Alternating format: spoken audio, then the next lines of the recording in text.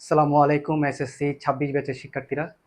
আজকে আমরা দেখব হচ্ছে বায়োলজি এমসিকিউ সেকশন নিয়ে।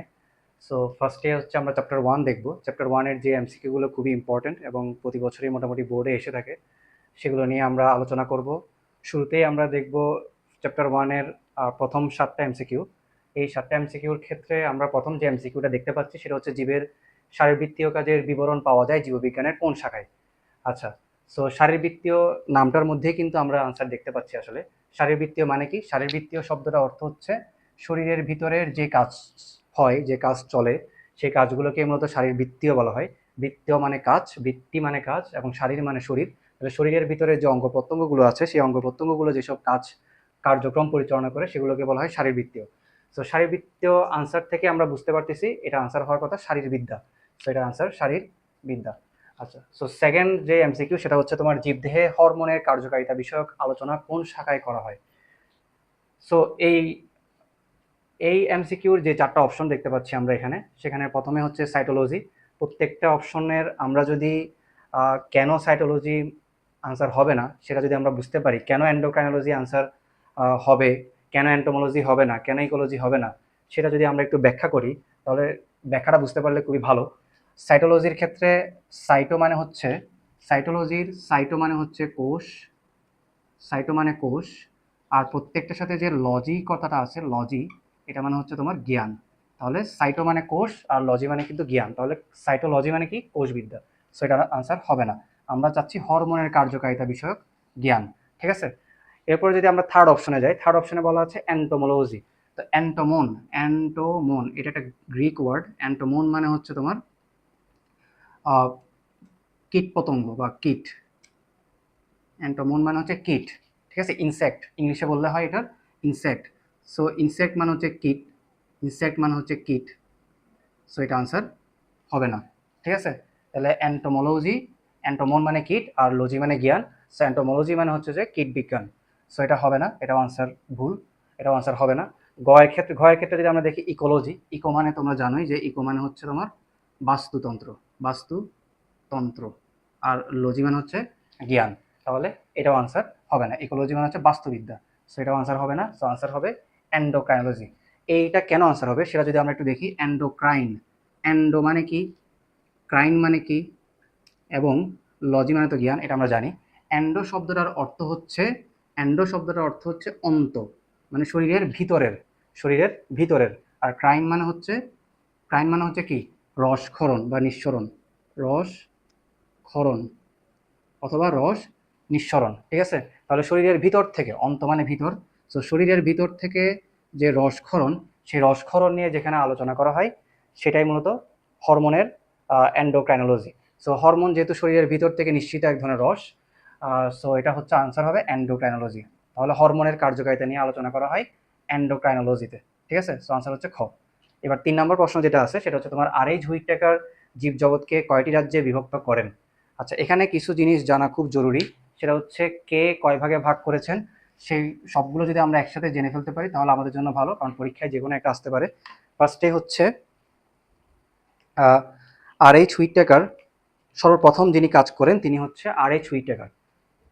আর এইচ হুইটেকার, আর এইচ হুইটেকার, হুইটেকার, মান ভুল হতে পারে আমার, ক্ষমা সুন্দর দৃষ্টিতে দেখবো আশা করি। আর এইচ হুইটেকারের যে ভাগ, সেখানে তিনি রাজ্যগুলোকে 5টি রাজ্যে বিভক্ত করেন, মানে প্রাণী জগৎকে 5টি রাজ্যে বিভক্ত করেন।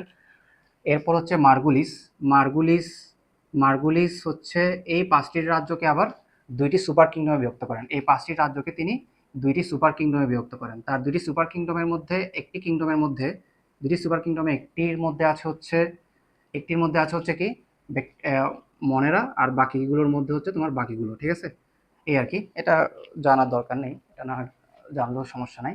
মার্গুলিস হচ্ছে 2টা সুপার কিংডমে বিভক্ত করেন। আর এই হুইটেকার করছে কিন্তু রাজ্যে বিভক্ত, আর মার্গুলিস করছে 2টা সুপার কিংডমে বিভক্ত। সুপার কিংডম মানে রাজ্য, সুপার রাজ্য, এই আর কি। এরপর হচ্ছে পরবর্তীতে 2004 সালে এসে অক্সফোর্ডের একজন বিজ্ঞানী, তিনি, তার নাম হচ্ছে থমাস ক্যাভলিয়ার স্মিথ, থমাস ক্যাভলিয়ার স্মিথ। তিনি কি করছেন, তিনি করছেন হচ্ছে আর এইচ হুইটেকারের যে 5টি রাজ্য, সে 5টি রাজ্যকে তিনি পরবর্তীতে চেঞ্জ করে তিনি 6টি রাজ্যে ভাগ করেন। তিনি 6টি রাজ্যে ভাগ করেন। এই 3টা জিনিস, এই 3টা বিজ্ঞানীর নাম অবশ্যই জানতে হবে এবং তারা কয়টি রাজ্যে বিভক্ত করেছেন, কয়টি সুপার কিংডমে ভাগ করেছেন সেটা জানতে হবে। আর.এইচ. হুইটেকার 5টি রাজ্যে বিভক্ত করেছেন, মার্গুলিস 2টি সুপার কিংডমে বিভক্ত করেছেন, টমাস ক্যাভেলিয়ার স্মিথ প্রাণীর জগৎকে 6টি রাজ্যে বিভক্ত করেছেন। এরপর আমরা দেখব নিচের কোনটি মনোরাজ্যের, আচ্ছা সো এটা আনসার হবে তোমার, যেহেতু আর.এইচ. হুইটেকার সো আনসার হবে গ 5টি। নিচের কোনটি মনোরাজ্যের অন্তর্ভুক্ত? মনেরা রাজ্য মানে হচ্ছে তোমার সুপার কিংডম 1-এর যেটা, সেটার মধ্যে হচ্ছে তোমার মনেরা হচ্ছে প্রথম যে রাজ্য। সেই মনের রাজ্যের মধ্যে আমরা জানি হচ্ছে তোমার যারা হচ্ছে আদিকোষী তারাই হচ্ছে মনের রাজ্যের অন্তর্ভুক্ত। সো আনসার হবে ব্যাকটেরিয়া আদিকোষী। এবং আনসার একটা ছিল হচ্ছে নস্টক, সো আনসার হচ্ছে নস্টক। এখানের মধ্যে এককোষী শৈবাল, বহুকোষী শৈবাল এবং ডায়াটম। ডায়াটম আসলে এককোষী শৈবাল, সো এককোষী শৈবাল আর ডায়াটম কিন্তু সেম জিনিস। আর বহুকোষী শৈবাল এককোষী শৈবাল বা মানে হচ্ছে ডায়াটম। এই 3টা অপশনই হচ্ছে তোমার কোথায় আছে, এই 3টা অপশনই হচ্ছে প্রোটিস্টে আছে। সো এগুলো আনসার হবে না, আনসার মহারাজ্যের অন্তর্ভুক্ত হচ্ছে নস্টক। কনজুগেশনের মাধ্যমে, এরপর যদি আসি আমরা কনজুগেশনের মাধ্যমে যৌন প্রজনন করে কোনটি? কনজুগেশনের মাধ্যমে যৌন প্রজনন করে হচ্ছে তোমার প্রোটিস্টা রাজ্যের অন্তর্ভুক্ত যে প্রাণীগুলো আছে সেগুলো। সো এখানে হচ্ছে যে জীবগুলো আছে সেগুলো, প্রাণী বলছি, যে জীবগুলো আছে সেগুলো। সো পেনিসিলিয়াম হচ্ছে তোমার ফানজাই, সো এটা বাত, ঠিক আছে। ইস্ট বাত এবং মাশরুম বাত। ইস্ট এবং মাশরুম তোমরা আগে থেকে জানো। তোমরা গোলমাল পাকাবা হচ্ছে পেনিসিলিয়াম এবং প্যারামেসিয়াম নিয়ে। প্যারামেসিয়াম এবং পেনিসিলিয়াম শব্দ দুটো কিন্তু প্রায় প্রায় ইন্টারকানেক্টেড বলতে গেলে, নামটা অনেকটাই সেম। পেনিসিলিয়াম প্যারামেসিয়াম সাবধান থাকতে হবে। পেনিসিলিয়াম কিন্তু একটা ফানজাই, এটা হচ্ছে ইস্ট এবং মাশরুমের মতোই, কিন্তু প্যারামেসিয়াম হচ্ছে তোমার তোমার প্রোটিস্টার রাজ্যের অন্তর্ভুক্ত। এটা হচ্ছে অ্যামিবার সাথে একই রাজ্যের অন্তর্ভুক্ত। সো আনসার হবে প্যারামেসিয়াম, ঠিক আছে। কারণ আমরা জানি প্রোটিস্টা রাজ্যে কনজুগেশনের মাধ্যমে যৌন প্রজনন করে থাকে। তো প্রোটিস্টা রাজ্যের একটা উদাহরণ হচ্ছে প্যারামেসিয়াম এবং আরেকটা উদাহরণ হচ্ছে অ্যামিবা। এরপর 6 নম্বরে আমরা দেখবো হচ্ছে মাইসেলিয়াম দেখতে পাওয়া যায় কোনগুলোতে, ঠিক আছে। এটা একটা বহুপদী টাইপের এমসিকিউ ধরতে পারো। তো আমরা জানি হচ্ছে মাইসেলিয়াম হচ্ছে সরু সুতার মতো। আমরা যে ছত্রাকগুলো দেখি সেই ছত্রাকগুলোকে আমরা যদি একটু ক্লোজলি দেখতে পারি তাহলে আমরা দেখবো সেখানে ছোট ছোট সরু সুতার মতো বিভিন্ন ধরনের সুতার মতো জিনিস দেখতে পাওয়া যায়, সেটাকে বলা হয় মাইসেলিয়াম। ওই মাইসেলিয়াম দেখতে পাওয়া যায় হচ্ছে তাহলে ছত্রাকে। তো ছত্রাক বা ফানজাইতে, তো ছত্রাক বা ফানজাই নিচের কোনটা কোনটা? ইস্ট এবং পেনিসিলিয়াম হচ্ছে আনসার। অ্যামিবা হচ্ছে প্রোটিস্টার রাজ্যের অন্তর্ভুক্ত, অ্যামিবা কিন্তু কোনো ছত্রাক বা ফানজাই না। 7 নম্বর অপশন এমসিকিউ যদি আমরা দেখি, নিচের কোনটির কোষ প্রাচীর কাইটিন দিয়ে গঠিত? এটাও ছত্রাক থেকে। সো ছত্রাক বা ফানজাইটা খুবই ইম্পর্টেন্ট এই ফানজাই টপিকটা। এবং ফানজাই, মনেরা থেকে ফানজাই, এই যে 3টা রাজ্য, এই 3টা রাজ্য একেবারে মোস্ট ইম্পর্টেন্ট, খুবই খুবই ইম্পর্টেন্ট। এই 3টা রাজ্য অবশ্যই দেখতে হবে, এখান থেকে 2টো এমসিকিউ আসার সম্ভাবনা আছে। সো নিচের কোনটির কোষ প্রাচীর কাইটিন দিয়ে গঠিত? কাইটিন মানে হচ্ছে একটা শক্ত ধরনের বস্তু, সেই শক্ত ধরনের বস্তু দিয়ে একটা শক্ত পাতলা আবরণ, সেই আবরণটা দিয়ে সেই আবরণটা কোন রাজ্যের কোষ প্রাচীরে দেখতে পাওয়া যায়? সো এটা আমরা জানি হচ্ছে এটা ফানজাইতে দেখতে পাওয়া যায়। সেজন্য ফানজাইয়ের ক্ষেত্রে আমরা যদি দেখি, ডায়াটম হচ্ছে ফানজাই না, ডায়াটম হচ্ছে একটা প্রোটিস্টা রাজ্যের অন্তর্ভুক্ত জীব। অ্যামিবাও প্রোটিস্টা রাজ্যের অন্তর্ভুক্ত। নস্টক হচ্ছে তোমার মনের রাজ্যের অন্তর্ভুক্ত। তাহলে এটাও কাটা, এটাও কাটা এবং এটাও কাটা। সো আনসার হবে পেনিসিলিয়াম, আনসার হচ্ছে পেনিসিলিয়াম। এরপর 8 নম্বর এমসিকিউটা হচ্ছে জীবের শ্রেণীবিন্যাস নিয়ে আলোচনা করা হয় নিচের কোন শাখায়? সো জীবের শ্রেণীবিন্যাস থেকে আমরা জানি শ্রেণীবিন্যাস মানে হচ্ছে ট্যাক্সোনমি। সো আনসার হচ্ছে ট্যাক্সোনমি, ঠিক আছে। হিস্টোলজি মানে হচ্ছে, হিস্টোলজি চ্যাপ্টার 2 এর মধ্যে বলা আছে, সরি হিস্টোলজি আনসার না, আনসার হচ্ছে ট্যাক্সোনমি। সাইটোলজি এবং ফিজিওলজি এবং হিস্টোলজি হচ্ছে আনসার হবে না, সঠিক আনসার হচ্ছে ট্যাক্সোনমি। সো ট্যাক্সোনমি মানে আমরা জানি শ্রেণীবিন্যাসবিদ্যা, কিন্তু বাকি যে 3টা অপশন সেটা মানে কি? সাইটোলজি মানে আমরা একটু আগেই জেনেছি, সাইটোলজি মানে হচ্ছে কোষবিদ্যা, সাইটো মানে কোষ, লজি মানে হচ্ছে জ্ঞান। তো সাইটোলজি মানে হচ্ছে কোষবিদ্যা। ফিজিওলজি এটাও আমরা জেনেছি, ফিজিও মানে শারীর, ফিজিও ফিজিও মানে কি? শারীর না, ফিজিও মানে হচ্ছে শারীর বা শরীরের ভিতরের যে অঙ্গ প্রত্যঙ্গগুলো আছে বা শরীরের যে অঙ্গ প্রত্যঙ্গগুলো আছে সেগুলো সম্পর্কে যে জ্ঞান বা যে বিদ্যা সেটা হচ্ছে তোমার ফিজিওলজি, ঠিক আছে। তাহলে এটাও আনসার হবে না, আনসার হবে তোমার ট্যাক্সোনমি। আর হিস্টোলজি মানে কি? হিস্টোলজি মানে হচ্ছে তোমার টিস্যুতন্ত্র নিয়ে যে আলোচনা বা টিস্যুবিদ্যা, সেটা তোমার হিস্টোলজি। 9 নম্বর এমসিকিউতে যদি আমরা আসি, এখানে বলা আছে নিচের কোনটি শ্রেণীবিন্যাসের সঠিক ধাপ? এখান থেকে যে কোনো একটা বোর্ডে কিন্তু বা যে কোনো 2-3টা বোর্ডে কিন্তু এখান থেকে প্রশ্ন হয়ে যেতে পারে যে শ্রেণীবিন্যাসের সঠিক ধাপ নিচের কোনটি। এটি একটু কনফিউজিং এবং একটু টাফ এমসিকিউ। সো এটা করার ক্ষেত্রে সাবধান থাকতে হবে। 4টা অপশনের মধ্যে অপশনগুলো শাফল করে দেওয়া থাকবে, এগুলো খুব কাছাকাছি থাকবে শাফলগুলো, সো একটু সাবধান থাকতে হবে। ক অপশনে দেওয়া আছে গণ, গণ থেকে আমরা পর্ব পাই, পর্বের পরে আমরা প্রজাতি পাই, প্রজাতির পরে আমরা বর্গ পাই। যে এই ধাপটা আসলে ভুল। আমরা জানি সবার উপরে থাকে হচ্ছে তোমার সিরিয়ালে যদি আমরা আসি, তাহলে শুরুতে এই যে আমরা প্রথম যে দুটা দেখলাম ক এবং খ, এখানের মধ্যে যে ভুলটা আছে সেটা হচ্ছে তোমার বর্গ হবে শুরুতে, বর্গ হবে শুরুতে, ঠিক আছে, গণ হবে প্রজাতির ঠিক আগে, ঠিক আছে। সো এখানে সাফলটা ঠিক নাই, সো এটা আনসার ভুল। এই সেমভাবে যদি আমরা খতে দেখি বর্গ শুরুতে আছে, ঠিক আছে, কিন্তু পর্ব হচ্ছে বর্গের উপরের ধাপ, সো এটাও আনসার ভুল, এটাও হবে না। এরপরে যদি আমরা আসি গতে আসি, গতে দেওয়া আছে গোত্র, গোত্রের পরে পরের ধাপ আর নিচের ধাপ হচ্ছে বর্গ, বর্গের নিচের ধাপ হচ্ছে গণ, গণের নিচের ধাপ প্রজাতি। এখানে ভুলটা হচ্ছে গোত্র, বর্গ হচ্ছে গোত্রের চেয়ে বড় উপরের ধাপ, গোত্র হচ্ছে নিচের ধাপ। সো এখানে দুইটা অপশন, দুইটা যেই তোমার যে ধাপ, সে দুইটা ধাপ সফল করে দেওয়া আছে, সো এটা আনসার ভুল। আনসার ঘ হচ্ছে তাহলে আমাদের সঠিক অ্যান্সার, কারণ ঘতে সঠিকভাবে ধাপটা বর্ণনা করা আছে। বর্গের বর্গের নিচের ধাপ হচ্ছে গোত্র, গোত্রের নিচের ধাপ গণ, গণের নিচের ধাপ অজাতি। সো সিরিয়ালি কিন্তু এই ধাপগুলো জেনে আসতে হবে। এখান থেকে যে কোনো একটা প্রশ্ন হতে পারে, এই ধরনের প্রশ্নই হবে যদি এখান থেকে প্রশ্ন হয়। এরপর যদি আমরা 10 নম্বর এমসিকিউর ক্ষেত্রে আসি, প্রাইমেট বর্গ। প্রাইমেট কিন্তু একটা বর্গ, এই প্রাইমেট বর্গের মানে আমরা মানুষ যে মানুষ যে প্রজাতি হোমোস্যাপিয়েন্স, এই হোমোস্যাপিয়েন্স প্রজাতিটা কিভাবে আসছে, তার রাজ্য কি, তার তার পর্ব কি, তার গোত্র কি, তার বর্গ কি, এই যে সিরিয়ালি বর্গ কি, গোত্র কি, তারপর হচ্ছে গণ কি, প্রজাতি কি, এগুলো সিরিয়ালি জেনে আসতে হবে। সো মানুষ যে প্রজাতি সেটা যে বর্গ থেকে আসে, সে বর্গের নাম হচ্ছে প্রাইমেট বর্গ। এই প্রাইমেট বর্গের বৈশিষ্ট্য হচ্ছে তোমাদের বইতে দুইটা দেওয়া আছে, একটা হচ্ছে আঁকড়ে ধরার হাত উপযোগী হাত, তাহলে এটা সঠিক অ্যান্সার, এবং ঘ্রাণ অপেক্ষা দৃষ্টিশক্তি বেশি উন্নত, এটাও সঠিক অ্যান্সার। কিন্তু 3 নম্বর যে অপশনটা দেওয়া আছে, এটা দেওয়া আছে হচ্ছে হোমিনিডি, যেই গোত্র আছে, সেই হোমিনিডি গোত্রের হোমিনিডি যে গোত্র, সেই হোমিনিডি গোত্রের যেই বৈশিষ্ট্য, এই বৈশিষ্ট্য হচ্ছে হোমিনিডি গোত্রের। সো এটা হচ্ছে তোমার আনসার, তাহলে হবে না, কারণ প্রাইমেট বর্গের যে বৈশিষ্ট্য, সেই বৈশিষ্ট্যের সাথে এটা যায় না।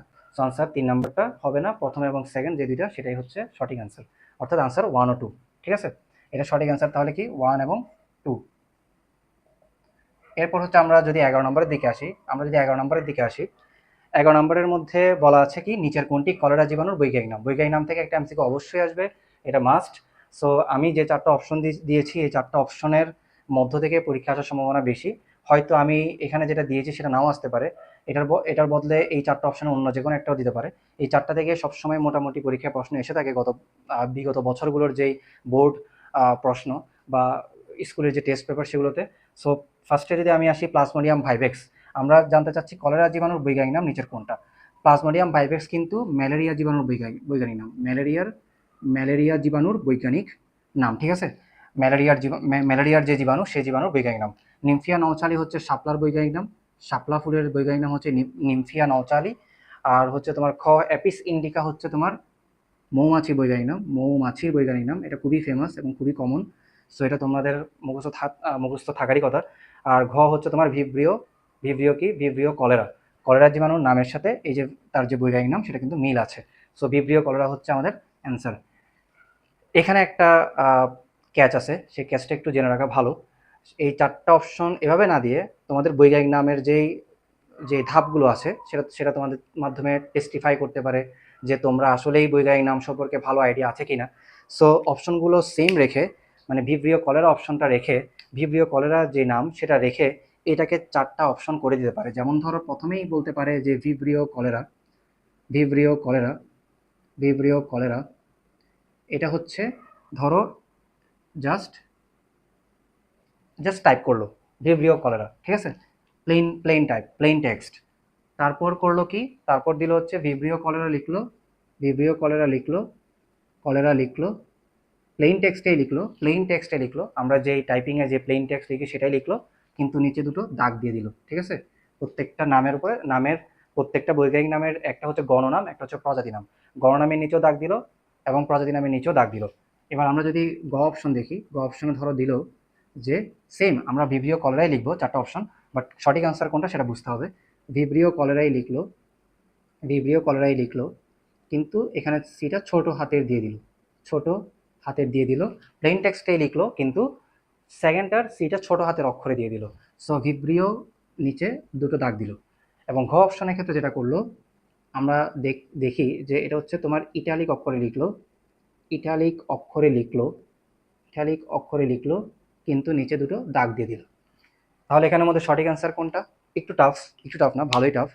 খেয়াল রাখতে হবে প্লেন টেক্সটে যদি আমরা নামকরণের যে ধাপ, সেই ধাপগুলোর দিকে যদি আমরা তাকাই, তাহলে আমরা প্রথমেই জানতে পারবো গণ এবং প্রজাতিকে, গণর ক্ষেত্রে গণ এবং প্রজাতি দুটো দুটো আলাদা আলাদা শব্দ যখন লিখবো, তখন প্রথম শব্দের প্রথম অক্ষর বড় হাতের, কিন্তু সেকেন্ড শব্দের যে প্রথম অক্ষর সেটা বড় হাতের। ঠিক আছে, এটা মনে রাখতে হবে। এবং অন্য একটা ধাপ যেটা হচ্ছে, সেটা হচ্ছে প্লেন টেক্সট বা আমরা হাতে যদি লিখি, তাহলে অবশ্যই বৈজ্ঞানিক নামের নিচে দুটো শব্দের নিচে অবশ্যই দাগ দিতে হবে। এবং যদি আমরা ইটালিক অক্ষরে লিখি, তাহলে কোনো দাগ দিতে হবে না। সো ইটালিক অক্ষরে যেহেতু আমরা এটা লিখেছি, সেটার নিচে দাগ দেওয়ার কোনো মানে নেই। সো এই অপশনটা ভুল, কারণ ইটালিক অক্ষরে লিখলে নিচে কোনো গণ এবং প্রজাতি নামের নিচে নিচে কোনো আন্ডারলাইন করতে হয় না। কয়ের ক্ষেত্রে আমরা যেটা দেখছি, প্লেন টেক্সট লেখা হয়েছে, কিন্তু সেকেন্ড যে শব্দ, সেটার শব্দের প্রথম অক্ষর বড় হাতের দিয়ে দিয়েছে, সো সেটা সেখানেই ভুল। ক্ষয়ের ক্ষেত্রে যদি আমরা দেখি যে সেমভাবেই লিখেছে, সিটাও বড় হাতের অক্ষর দিয়েছে, ভুল, এবং নিচে কিন্তু দাগ দিয়ে দিয়েছে, তাও ভুল। কারণ এই যে বড় হাতের অক্ষর, দাগ দিলেই যে সঠিক হবে তা না, সেকেন্ড শব্দের প্রথম অক্ষরটা কিন্তু ছোট হাতের অক্ষর হতে হবে, সো এটাও ভুল। তাহলে আনসার থার্ড অপশনটা সঠিক অ্যান্সার, কারণ আমরা দেখছি এটা প্লেন প্লেন অক্ষরে লেখা। আমরা যে হাতের অক্ষরে লিখি বা আমরা যে টাইপিং করি, সো এই টাইপিংয়ে লেখা, এবং প্রথম শব্দের প্রথম অক্ষর বড় হাতের, এটাতে টিক মার্ক দিল। সেকেন্ড শব্দের প্রথম অক্ষর বড় হাতের, এটাতে টিক মার্ক দিয়ে দিল। এবং যেহেতু প্লেন টেক্সটে লেখা আছে, গণ এবং প্রজাতির নামের নিচে দুটো আন্ডারলাইন আছে, সো 3 নাম্বার বা থার্ড অপশনটা হচ্ছে সঠিক অ্যান্সার। সো এভাবেও কিন্তু পরীক্ষায় প্রশ্ন আসতে পারে। খুবই সাবধান থাকতে হবে, এই ধরনের এমসিকিউ যদি আসে, তাহলে খুবই সাবধান থাকতে হবে যে আনসার করার ক্ষেত্রে বড় হাতের অক্ষর এবং ছোট হাতের অক্ষর, এবং প্লেন টেক্সটে লেখা হয়েছে নাকি ইটালিক অক্ষরে লেখা হয়েছে, এবং নিচে আন্ডারলাইন দিয়েছে কি দেয়নি, এটার উপর ডিপেন্ড করে তোমার আনসার হবে।